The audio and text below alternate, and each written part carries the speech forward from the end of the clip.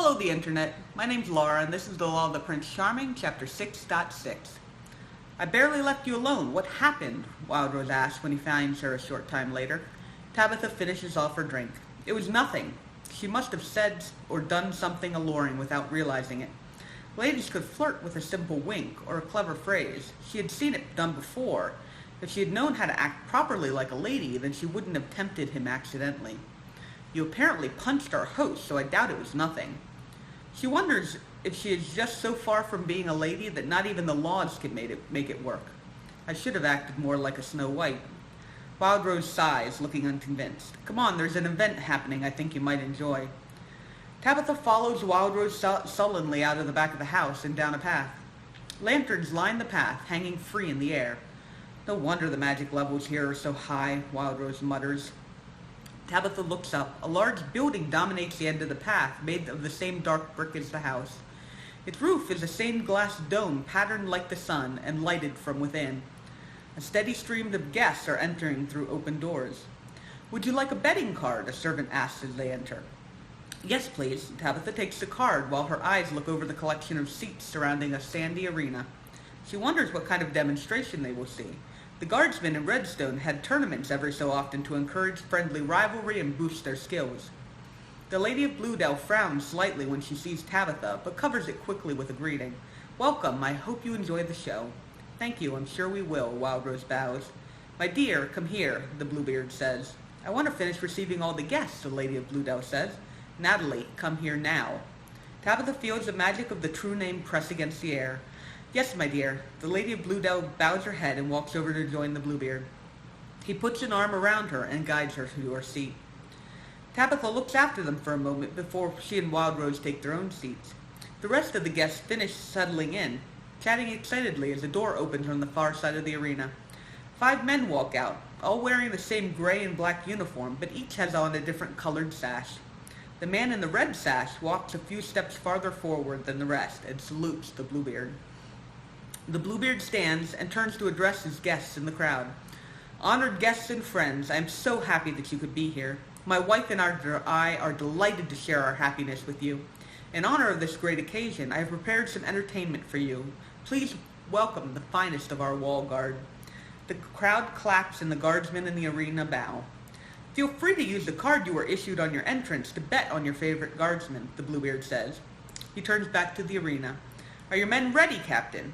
The captain raises his spear in salute. Very good. Begin. The captain turns toward the left side of the arena where a gate is set into the wall.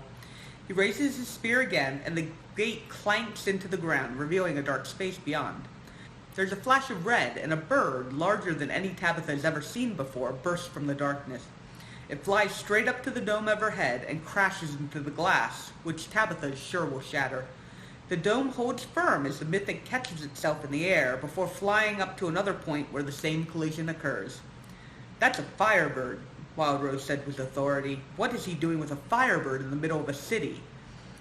Tabitha watches the mythic fly past, its feathers shimmering bright red and its long tail cascading through all the colors of the rainbow. It slams again into the fragile-looking dome. But this time Tabitha sees a shimmer at the point of impact. There's a magical barrier holding it inside, Tabitha comments. The rest of the guests are chatting loudly. I've never seen one before. Look at those colors. Do you think we're quite safe? Don't worry, the guardsmen are trained to fight mythics. The guardsmen each raise a strung bow with an arrow knocked in place as the firebird searches for escape. Loose, the captain orders. The guardsmen fire their arrows at the mythic. As each arrow sails upward, streamers of the same color as the sash of the guardsman who fired it trail out behind. The firebird screeches as several of the arrows pierce its body. It bursts into flame high above the sandy arena floor, but the arrows and their streaming colors stay in place. Another volley of arrows follow the first. Tabitha looks down at the card in her hand, which reads, Which guardsman do you think will hit with the most arrows? Bet as little or as much as you'd like. Below is the color of the 4 guardsmen. They purposely draw mythics to the city, and now they have guardsmen here putting on a show, Wildrose hisses. And they want us to bet on it. Tabitha shows him the card, which only deepens the expression on his face. The guardsmen fire another wave of arrows, adding to the number of streamers that hang from the mythic's body. They add color to the red feathers as the firebird flies back and forth, searching for escape. On the next volley, the Firebird casts its gaze down and dives towards the guardsman. The crowd cries out in alarm. "Back," the captain orders. The guardsmen congregate on the far side of the arena around a rack that holds spears, nets, and coils of rope.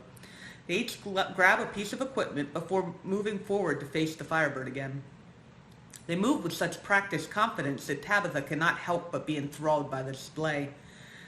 The Firebird's feathers shimmer and burst into flame. The fire dances out from its body in a flashing halo.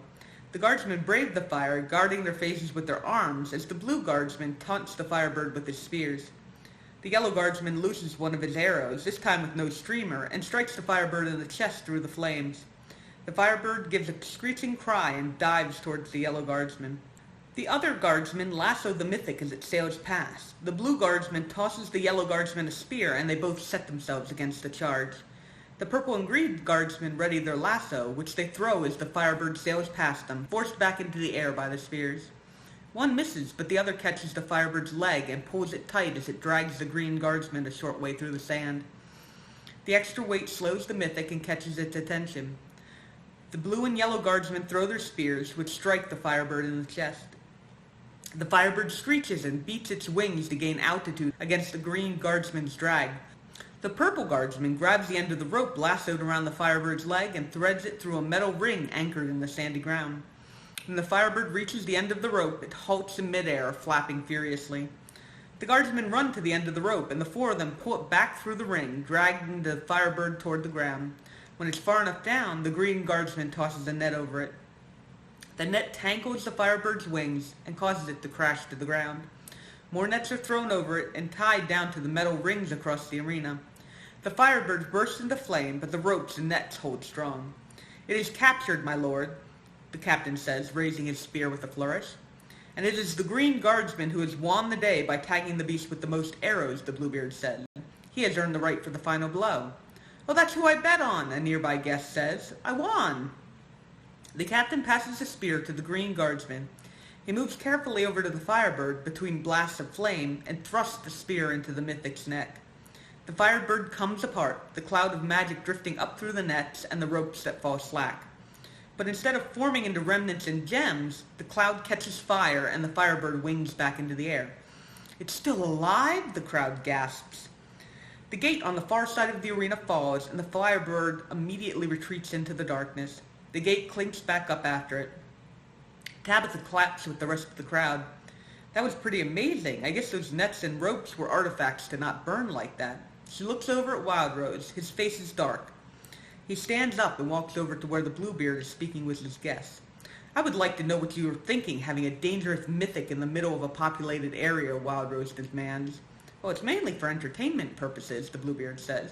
"Those guardsmen are the best of those who guard the walls. And if the Firebird escaped, it won't get out. I've taken every precaution. You and your lady are perfectly safe. Now, if you'll excuse me, I have other guests to attend to." Wildrose has clearly been dismissed, though the Bluebeard's reply is obviously not the one he wanted. "He's an idiot," Wildrose says angrily as Tabitha rejoins him.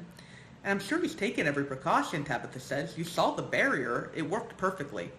"Yes, and by saying that, he's guaranteed that it will get out." "And why would you say that?"